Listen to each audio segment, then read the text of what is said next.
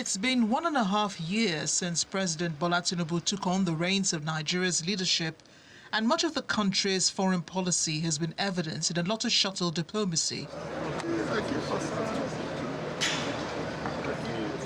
The president's foreign trips have come under scrutiny in some diplomatic circles, with some saying the motivation for such visits have been purely economic.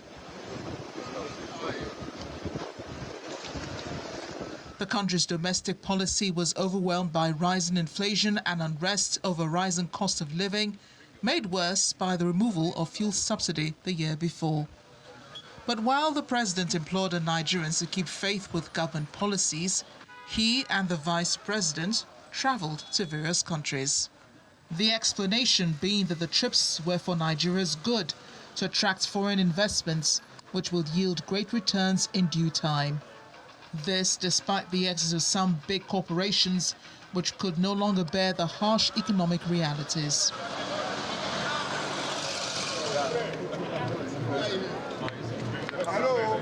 In the first quarter of the year, President Bola Tinubu made at least 3 trips, including private visits and the AU summit in Addis Ababa, Ethiopia, and Qatar, where he witnessed the signing of historic agreements between both countries.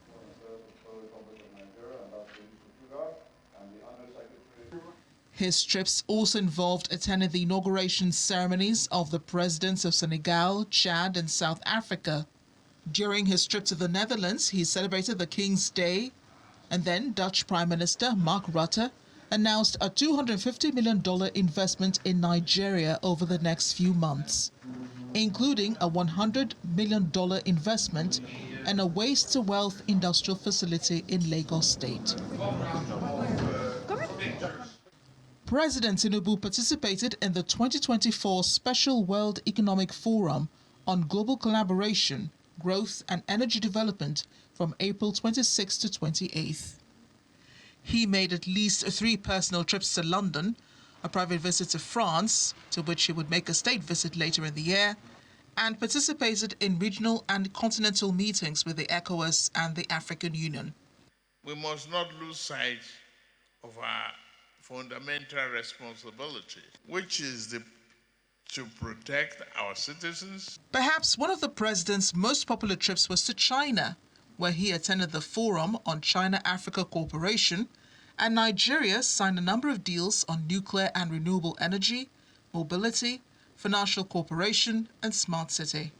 The president's visits have been done while Nigeria has stayed a year without the appointment of ambassadors.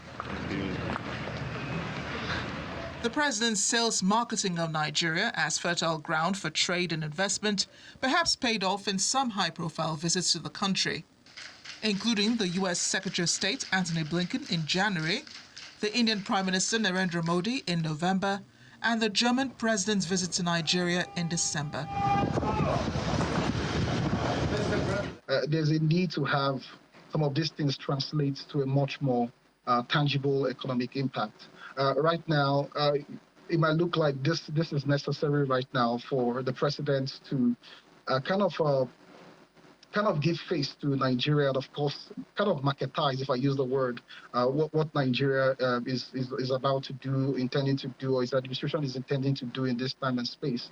But nonetheless, shuttle diplomacy is not as powerful as it can be if those measures are not translated into very tangible economic policies that will bring about much more practical outcomes for the people on ground. The Minister of Foreign Affairs says development, democracy, demography, and diaspora form the thrust of Nigeria's foreign policy under the present administration. And every move by the government is geared towards realizing these goals. Do Nigerians, however, agree the country is on the path to achieving the goals?